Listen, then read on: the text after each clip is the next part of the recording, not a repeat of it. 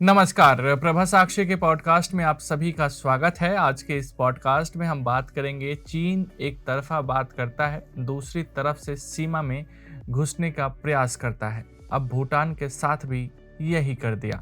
तो आइए सुनते हैं आज के इस पॉडकास्ट को, लेकिन उससे पहले अगर आपने हमारे चैनल को सब्सक्राइब नहीं किया है तो ज़रूर कर ले, ताकि हर रोज़ आप ऐसे ही इंटरेस्टिंग और जानकारीपूर्ण पॉडकास्ट सुन सके। विस्तारवादी चीन है कि मानता नहीं। चीनी राष्ट्रपति शी जिनपिंग को अपने क्षेत्र के विस्तार का ऐसा शौक है कि वह आसपास के देशों का सिर दर्द बढ़ाए रखते हैं।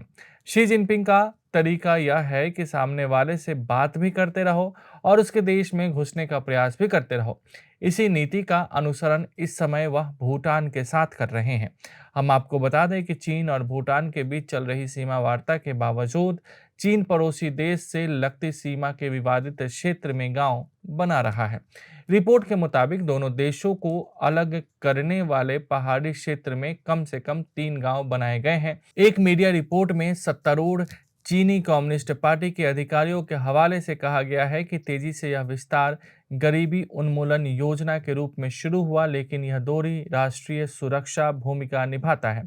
रिपोर्ट के अनुसार हिमालय के एक दूर दराज गांव में सीमा क्षेत्र के अंदर 18 चीनी नागरिक अपने नवनिर्मित घरों में प्रवेश करने की प्रतीक्षा करते नजर आ रहे हैं। हम आपको बता दें कि यह क्षेत्र लंबे समय से चीन और भूटान के बीच विवाद की जड़ रहा है।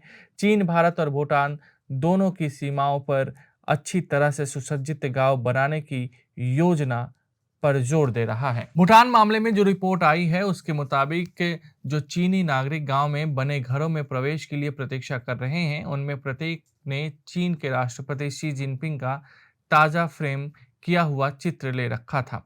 जहां वह खड़े थे, वहां पीछे एक चमकदार लाल बैनर चीनी और तिब्बती लिपि में उनका स्वागत कर रहा था। तमांगोल गांव चीन द्वारा विवादित क्षेत्र के अंदर बनाए गए 3 गांवों में से एक है। बताया जा रहा है कि यह लोग तिब्बती शहर शिकात्से के निवासी थे, जिन्हें अब इस गांव में स्थानांतरित किया जा रहा है।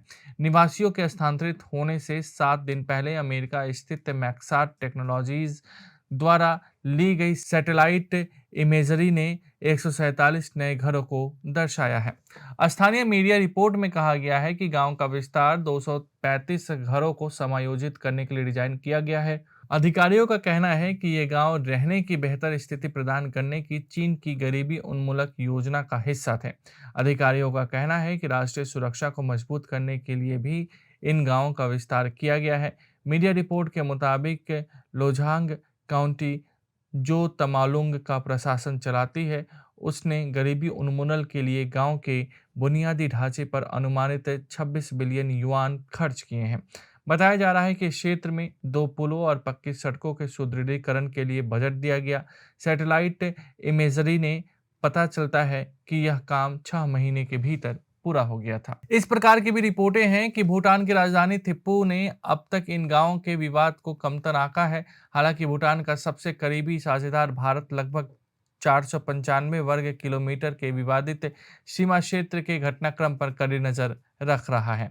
हम आपको याद दिला दें कि तमांगुल के पूर्व में एक और सीमावर्ती गांव ग्यालफुग भी पिछले साल आकार में दोगुना हो गया था, जब 150 से अधिक घरों के लिए लगभग 16 वर्ग किलोमीटर में निर्माण कार्य किया गया था। सैटेलाइट इमेजरी में आवासों की मौजूदा 4 पंक्तियों के बगल में नए घर और एक छोटी सी लाइब्रेरी और अन्य सुविधाओं के साथ कम्युनिस्ट पार्टी का सामुदायिक केंद्र भी दिखाया गया है। चीनी राज्य मीडिया के अनुसार ग्यालफुग की स्थापना 2007 में केवल 2 घरों और बिना पानी या बिजली के की गई थी।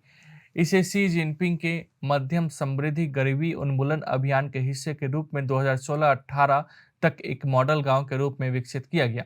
चीनी कम्युनिस्ट पार्टी के मुखपत्र पीपुल्स डेली ने बताया कि 2021 के अंत तक 620 से अधिक सीमावर्ती मध्यम समृद्ध वाले गांव स्थापित किए गए थे, जो देश में गरीबी को कम करने के लिए पार्टी के शताब्दी लक्ष्य के लिए शी जिनपिंग द्वारा तय की गई समय सीमा थी। चीनी अधिकारियों के अनुसार गांवों के विकास और विस्तार के 2 उद्देश्य हैं।